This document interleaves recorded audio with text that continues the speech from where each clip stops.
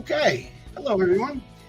I know that nowadays all you hear are stories of doom and gloom, even from us at this point, um, with all the things that are negatively affecting the country and the people in it. It's hard to find that shining light. But recently, we've come across a few stories that might just do that. So, without further ado, I think we should get into it and give everyone a reason to smile this season.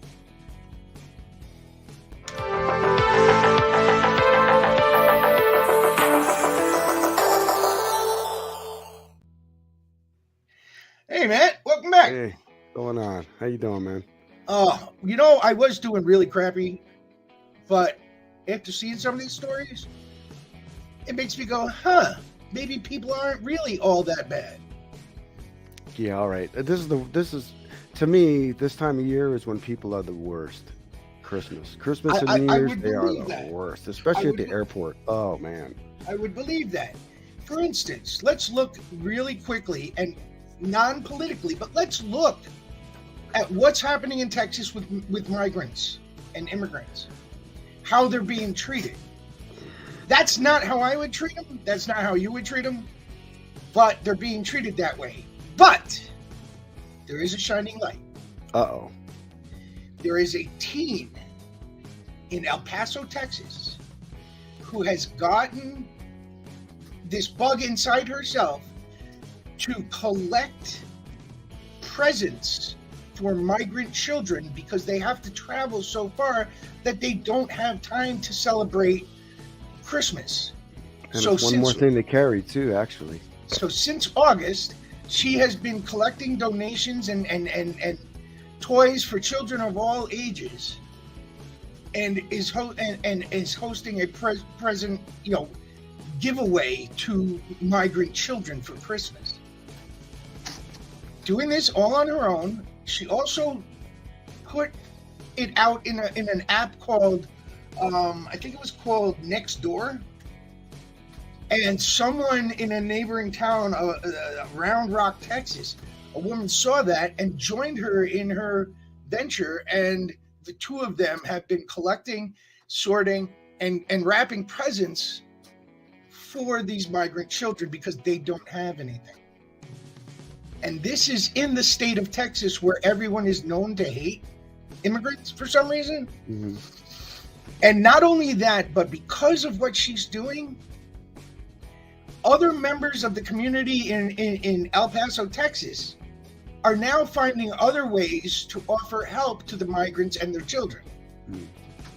All because of this one teenager who just couldn't stand seeing another child suffer. That's pretty cool. Not asking for any fame, not asking for any recognition. She's just doing it because it's the right thing to do. Reminds me of Greta. And she's been doing it, and like I said, she's been collecting these things since August of this year for Christmas time. Oh, that far in advance. Oh, yes. Wow. So she was preparing. Oh, man, yes. That's awesome. She must have tons. Yes. That's awesome. No, my apologies. I assumed that it was something that just started just now. No, she's been collecting since August. Awesome. Okay. And when I saw that story, I went,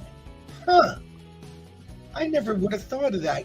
Even if it was, and I consider myself, a Texas, no less. Huh. Yeah. Right, of all places, who'd have thought? Yeah, I know. That's what I was saying. I was like, the way Texans treat immigrants and migrants. I know. To find a shining light in a pile of garbage like that is amazing. I know, kicking people out. Yeah, I don't. That's not the way to do it. All they're doing is helping those people even more. So by doing a bad thing on the other end, I'm finding out that at least what they did in Martha's Vineyard anyway, that story turned out pretty well, I think, for those people. Right. They're going to get their immigration status in this country thanks to this because they violated the law. Apparently, the city council of El Paso has declared a state of emergency because of the recent influx of migrants into the city. Yeah. And in doing that, combined with this girl the other members of the community have come up with, like, they're finding different ways to help these families during Christmas time, because they said, they're giving them shelter, things like that. Oh yeah. Yeah, I figured as much. Shelter, food, clothes. Hey man, I've never met a Hispanic person that's been inhospitable. I mean, I've seen a couple of attitude and stuff, but I mean, I've been overseas. Every situation I've ever had, yeah, that's good people right there. Like I said, those that restore your faith in humanity. Yeah, man. Mm-hmm. To make you go, okay, we need it right now. So not everyone is a shitheel, Right. And to think that this was her idea. This was not something her mother came to her and said, you should really do this. She went to her mother and said, Mom, this is what I want to do. And Mom said, if that's what you want to do, I'll support you. That's cool. And I don't know how old this teen is, and I really don't care. It's not important. It is kind of irrelevant, but what's important is the fact that she came up with an idea to help other humans, and she followed through with it, regardless of what other people were saying or doing. People have a tendency to overlook the young just because they're young. We can learn a lot from young. We should not close our eyes to the possibility of where we could learn something from. Our age should not matter. I agree with you. A lot of people look down at the young and say, this is the age of technology. Oh, that's cute. Yeah. They're removed from humanity. They're all about, visual stimulus and this and that, and they really don't have connection to people. And then something like this happens and makes you go, wow, maybe those people are idiots. Oh, shit. Yes. Maybe they're not all just pegged up in their room playing video games and ignoring, the general public. Maybe there are people who were raised right and have feelings and emotions for other people. I have met a bunch of teenage kids that have balance between when they have games and things like this. Yeah, they, like you and I, there's times you just need to spend hours because of what you're doing with all your friends. But then you can take breaks and get done what else you need to get done as well, through the other days of the week. And I do like to see that where kids, they have a job, they have something else that they're holding down, they're helping out mom and dad, whatever, doing what they're supposed to do, So yeah, it is a little ray of hope to see that kind of stuff too, that balance. Right. It does give us a bit of hope for the children of the future. They're in for a rough ride. But they're not the only ones who are contributing to stories of humanity. One of the big things I've noticed in our country as over the past 4 years is a disdain for police. For law enforcement. Yeah.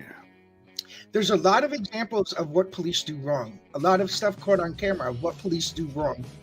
A lot of police who are wrong and rotten. But you can't let those stories overshadow the stories of those who are actually human beings. Yeah. And that brings us to our next story. Yeah, my neighbor's a pretty awesome police officer. Yeah. In a place called Schenectady, New York, a family, when I say a family, I mean a mother and her 8-year-old son. They had a house fire on December 10th and lost everything. Everything. The Red Cross was helping them out for to ascertain shelter and some clothes, but they did what they're doing what they can. Well, apparently there's special police officers at the school that this 8-year-old goes to in Schenectady. Some sort of community outreach officers that heard about their their circumstances, and they got together and collected donations and bought toys themselves and stuff themselves and brought the family in on Christmas Day, the mother and son, to the police department and presented them with all the gifts and let them unwrap them right there in the police department and gave them a Christmas they could remember because they lost everything. Yeah, that's cool. Really cool. This was cops, the ones who were horrible. Mm-hmm. They took the time out of their busy schedules and out of their life to help someone else. I don't know. The only damper I have on that is I've seen a story like that, and then the next week or whatever, the same guys are the ones that are in the news for doing something they shouldn't do. But I'd like to see what you're talking about spread, because it should. You know, I remember you remember the cops. We do the same police officers, you and I, pretty much. You know, Yeah, and those guys were cool, man. I liked a lot of those guys. Some of them were kind of assholes, but I never got beat up by one or anything like that. Oh, I did. Well, were you a smart ass to him, or no? He was a who dickhead. was he? Bobby Kroll. I had a feeling you were going to say that. Yeah, all right. Smashed my head into an air conditioner a couple times. I just avoided him. I just kept my distance. Yeah, I know what you mean. But other than that, I mean, I lived right across the street from, Officer Walsh. Yeah, Walsh. Yep. Yeah. And good. And I miss him, man. And my dad and what's his name? Because it's been years and years now. Joe DeSev was another guy. Yeah. Yeah, my dad and Joe were really good friends. So he's not still around, is he? I figured he's gone. I don't believe. Man, another good. He saved my ass so many times. That guy. But now you've got a different breed. Did me so many favors. Now you've got a different breed out there. Yeah. You know. Oh yeah, and if my family wasn't who they were, this dude never would have hooked me up. Probably. My mom she ran for office. She worked for the police department, stuff like that. Right. You know, so yeah, that probably gave me a little bit of help. And I wasn't a douchebag.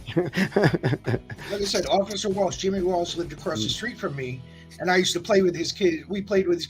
Matter of fact, Lisa? I told you. No, they only had 3 boys. I thought Lisa Walsh was. It was his kid. Jimmy. It was Jimmy, Timmy, and Michael. Okay. Those were the only 3. Okay. And I told you a story off record about something that happened with my G.I. Joe doll and a pitchfork. Yeah, he did. I neglected to mention that was one of his kids. Whoops. It happens. Indeed. But to find cops like that nowadays is a rarity. Yeah, I know. And I'm struggling to find them here, even in my own neighborhood. And for these officers, and I know you know Schenectady, but most people don't. Schenectady is not a nice place to live. Yeah. Schenectady has been over. You haven't been there in a long time. Yeah, I have. I was up there just when you were up. It's been overrun by gangs. It's finally gone. Oh yeah. You can't. There's a strip club on Central Ave called Shenanigans. Yeah. And it used to be a mixed crowd. Now it's all gang members and drug dealers. Oh wow. Yeah. There's been shootings there within the past few years and everything. That's how bad Schenectady has gotten. Yeah, I used to be stationed in Scotia. You know, and these police officers are from Schenectady, and yet they still are not too hardened to care. They still cared about this family, this mother and daughter, or mother and son, enough to make sure that they had a decent holiday.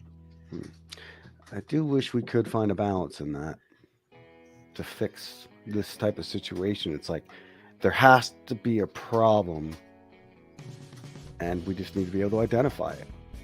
That's why there's all this unrest in a place like that, is because it's gotten bad somehow. Is it the jobs? Is it what is it? There's something there. The rent's too high. People are struggling. That's usually where you get violence and drugs. They want to make up that extra money easier so they can survive. And right. It's just, then it becomes a culture. It starts one way and ends up as a culture. Right. And we got to stop that. I just thought that these 2 stories were, as they say, stories that we needed right now. There's many more of these stories out there similar to this. They're just never ever brought in front of people. They never say, hey, Russia is bombing Ukraine and we have these people that saved a horse from freezing in the river. Oh, some dudes they created they're actors Broadway type actors for that area. I don't know what they call it, but I imagine it's a similar thing. Okay. But anyway, there was 4 of them, and they created a story, and they're telling all kinds of different parts as they go along to each one of these, for lack of a better word, trench systems that they have for the Ukrainians. Mhm. So they're walking around, playing this little, acting out this little play for them with music and whatever. It's kind of corny, but under the circumstances, man, that's pretty cool. And I saw the video news article, whatever it's on Warthog or one of those. Anyway, but I mean that was really cool. That's the only thing these guys could do. I mean, they were too old. They really couldn't defend the way these guys were. But it was like a USO type of thing, in my opinion. They just, what could they do to give back to what all the sacrifice these guys were doing? Because in a way, if they were at a trench, well, that means they're probably in the line of fire somewhere. So they were taking risk as well, just to, bring these guys a little bit of, peace. I thought that was pretty cool. In the middle of a war. See, it just goes to show that not all humanity is worth giving up on. Right. There's a light in the darkest places. And we need more stories like this. Agreed. And it's not that people need to start doing more. It's that news outlets need to start reporting it more, because it happens every day. It's just never brought to light. They only want to report on the bad things. That's what we eat up. We give them ratings, and that's what. But it's gotten to the point where we're numb from all the bad things. Yeah. We need some change. We need some positivity. Right. Agreed. So with that, I'm going to say, Matt, it's been real. Try and keep that positive outlook, will you? Oh, yeah. Always. And we will see you all next time. Peace. Till then, see you in the funny papers. Right.